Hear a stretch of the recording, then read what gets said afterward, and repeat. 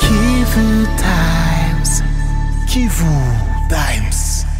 Les condamnations diverses de ces comportements illicites de la part de plusieurs compatriotes, dont le prix Nobel de la paix et non de la médecine, le professeur Dr Denis Mukwege, la défense du gouvernement faite par 2 ministres et le directeur de cabinet adjoint du chef de l'État, les doutes persistent parce que les arguments avancés et la confusion dans les chiffres n'ont pas convaincu. En lieu et place des preuves palpables et un argumentaire clair, nous avons plutôt assisté à des attaques contre les lanceurs d'alerte et une longue présentation de bonnes intentions. Pour nous, ce dossier est loin d'être clos et demandons que toute la lumière soit faite sur cette affaire au lieu de s'arrêter au dénigrement de lanceurs d'alerte. Nous pensons que dorénavant, le gouvernement devrait faire preuve de plus de transparence et de lucidité, de plier systématiquement à un exercice de redevabilité devant le peuple en acceptant dans un tel débat la présence des contradicteurs experts mis à pied d'égalité avec le gouvernement pour éclairer l'opinion.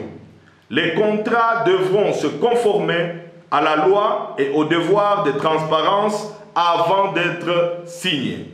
Car nul ne peut, par son esprit vénal et sa cupidité hypothéquer, l'avenir de générations à venir en bradant les richesses de la République. Ainsi, attaché aux valeurs républicaines et conscient de la responsabilité qui est la nôtre dans le combat pour la sauvegarde de nos ressources naturelles et la bonne gouvernance y attachée, déclarons ce qui suit. Nous exigeons du gouvernement congolais des explications supplémentaires, plus détaillées et plus claires sur ce dossier qui, dans les cas contraires, traduirait la légèreté dans la gestion des richesses nationales et exposerait de ce fait les générations futures à la précarité. Nous demandons à toute la population en général et les jeunes en particulier de rester mobilisés et vigilants pour dénoncer et sanctionner les auteurs de tout bradage et de toute exploitation illicite des richesses nationales lors des élections à venir.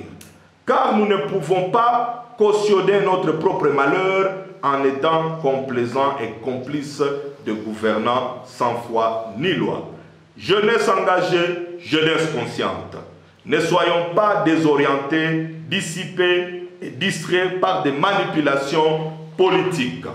Sinon, comment peut-on nous expliquer qu'un gouvernement soucieux des intérêts du peuple responsable décide d'autoriser la création d'une société publique-privée pour exploiter nos matières exclusives, une activité minière aussi lucrative qui engendre des millions de bénéfices pour juste 20 000 $ de capital social? Peut-on imaginer des pratiques aussi nuisibles pour le bien commun sous d'autres cieux? N'est-ce pas une vaste supercherie couverte de bonnes intentions?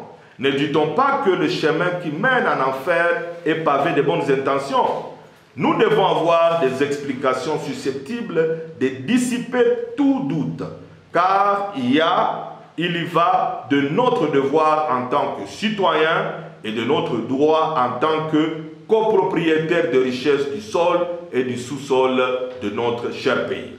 Voilà pourquoi nous rejoignons l'appel à la vigilance lancé par le prix Nobel de la paix qui fustige toutes ces pratiques et ce maquillage qui sacrifie l'avenir de notre génération tout entière.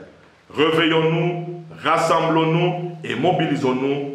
Il n'est pas encore trop tard. Je vous remercie. Kivu Times. Kivu Times.